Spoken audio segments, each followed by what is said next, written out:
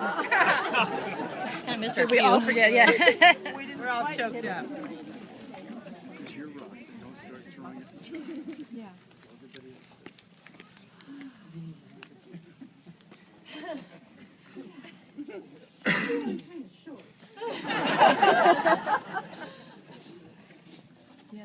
Friends, family, loved ones, we gather to honor and celebrate the joining of Tricia Gene and Eugene Africa in marriage.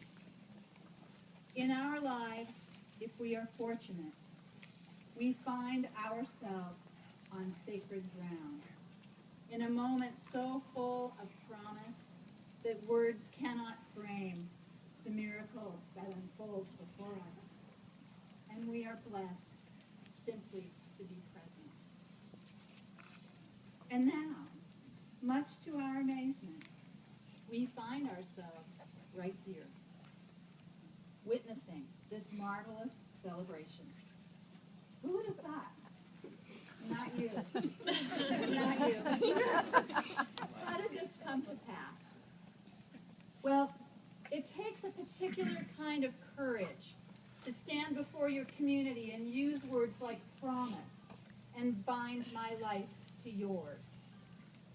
Gene and Tricia have chosen to invite you, their tribe, their loved ones, their families, because they need you to stand and witness this transformation.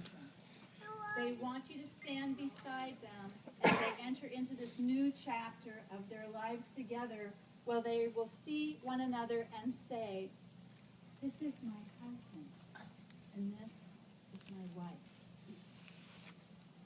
Their understanding for their need of their community to stand and bless them comes together in a ritual that we want to do where we bless their rings. Sam?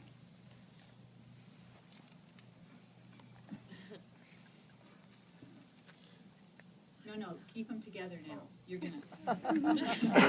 Okay, don't lose them.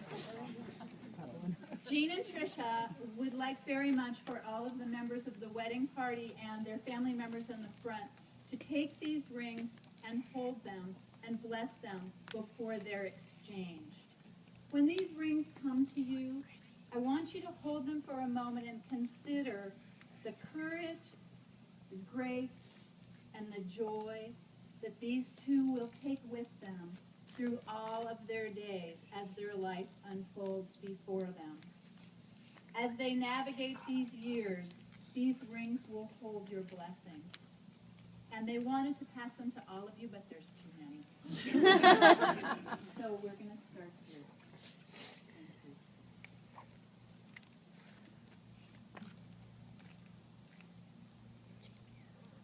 What Gene and Tricia bring to this moment has roots in themselves and in the love, friendship, and guidance that each of you here has offered to them. They understand the need for this group, this tribe, this amazing collection of souls to stand with them, to witness and to celebrate, to be with them with their triumph, and to hold them in their sorrows. The way of marriage is like the way of life, with many steps and turns. Some of them are joyous, and some are truly difficult. But all must be traversed, because like life, marriage must be renewed from day to day and focused in the heart. You two are dancing on a path that lovers have walked on since the beginning of time. Not me. You pay tribute to those people who have gone before you, following this path of relationship. Surrounded by your tribe, your families, your loved ones, we all stand to gain from your attention to an equitable, balanced partnership. Because happiness in your marriage is not a given. It's something that you have to create. Surrounded by the confidence that each of you has the other's best intentions at heart, allows you to simply set down the need to be right. And when you embrace your beloved, you can remember that silence is as great a gift as dialogue.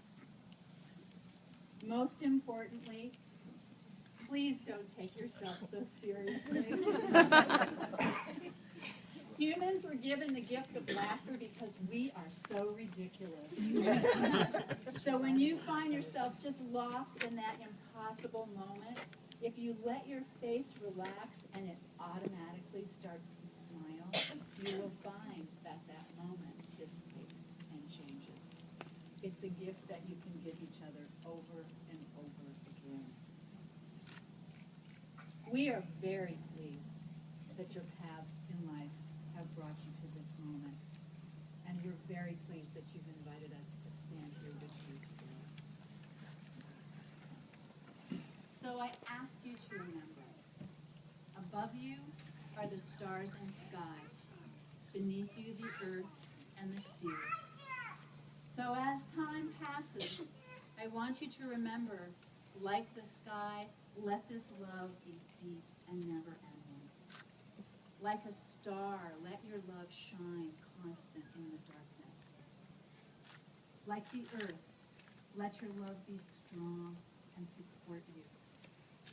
Join together a union of body, mind, soul, and spirit, but never forget that you need to develop as individuals. Be close, but not so close as to overbear. Be free in your giving of warmth and affection, but have patience each with the other, because storms will pass, but first they will arrive, and they will be mighty. It's the endurance of those storms that builds your love. Understand that your strength comes from your knowledge of yourself as much as your knowledge of one another. And realize that you act as mirrors for one another. So when you find fault, you can look to yourself as well. Know that change comes with compassion and understanding, seldom with demand and conditions. So keep your heart open to the needs of the other, while ever remembering that the peace that you search for has to begin in your own heart. So let your love know no conditions, but be of a pure love, as is divine love for all beings. There are so many ways to describe love, but the two of you chose the 17th sonnet by Pablo Neruda, and I would like to invite Leila to share that piece with you.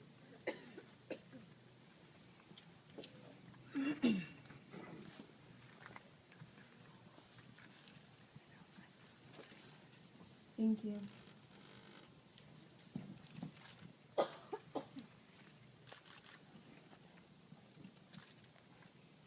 I do not love you as if you were salt rose or topaz, or the arrow of carnations the fire shoots off. I love you as certain dark things are to be loved, in secret between the shadow and the soul. I love you as the plant that never blooms, but carries in itself the light of hidden flowers. Thanks to your love, a certain solid fragrance, risen from the earth, lives darkly in my body. I love you without knowing how, or when, or from where. I love you straightforwardly, without complexities or pride. So I love you because I know no other way than this, where I does not exist, nor you, so close that your hand on my chest is my hand, so close that your eyes close as I fall asleep. Thank you. So Tricia, I'd like you to pass your flowers. Join hands and face one another. Sam, may I have the rings? Thank you. These rings now hold the intention of many